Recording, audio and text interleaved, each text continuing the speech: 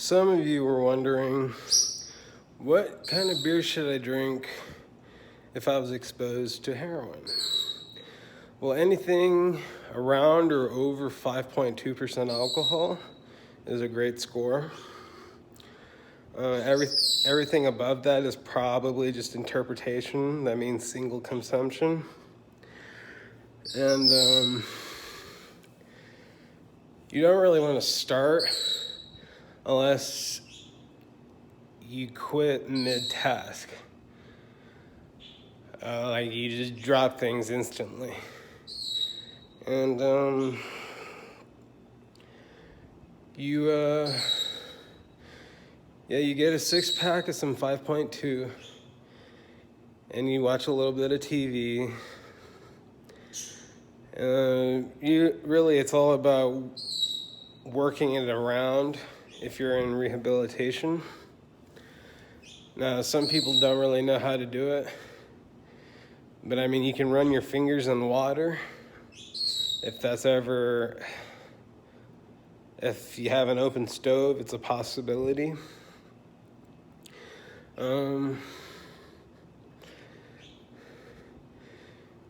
Drinking beer nowadays is probably the only alternative you have.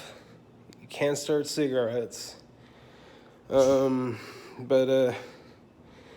could probably end up in a party. You could probably meet someone. World's full of possibilities. Great stuff. Most bars have craft now. I don't really drink it. I drink Bud Light. But I need a stronger beer nowadays. I mean, I have the aforementioned part of it is that in the universal standing, there's a complete overhaul of all this stuff we're going through. Everybody branches out. They talk about the simple off chance of request. As someone mentioned, having this around, let's have it,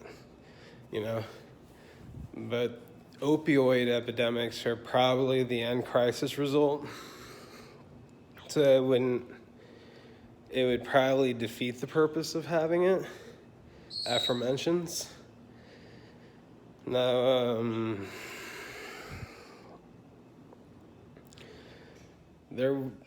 you have to take really good care of yourself once you get out of that stuff. I mean, there's plenty of TV, there's plenty of radio,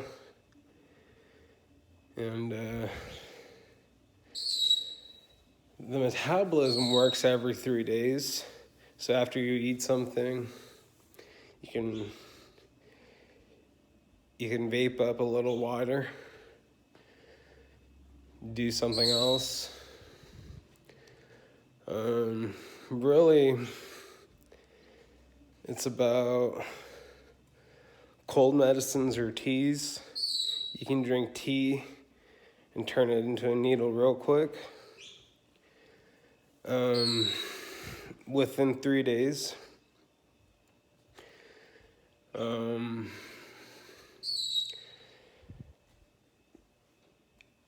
It really is just salt, unless you're pouring your blood into it, and that's a different situation. But I've heard of it before.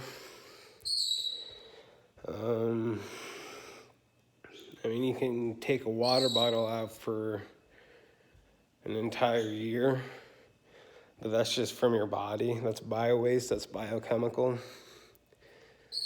That's some sort of drug design inhibition. And you really don't want to mess with that if it ever goes bad on you, if you leave it out in the sun or something. Now, they're talking about the best score for a heroin bar, like anything under $1, anything under $5. They were doing the buck spread. And it's like mentioning soda. Like they have that Mountain Dew now.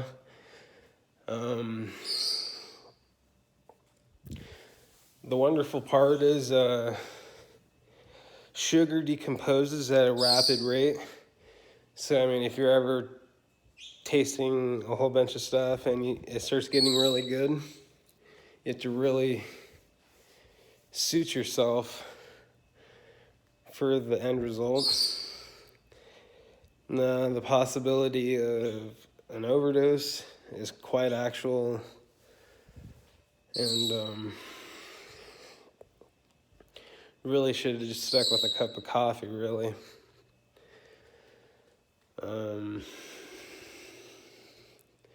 It's mostly just good behavior. If you ever run out into a different state, you're gonna run into some trouble. The understanding is that I am in control,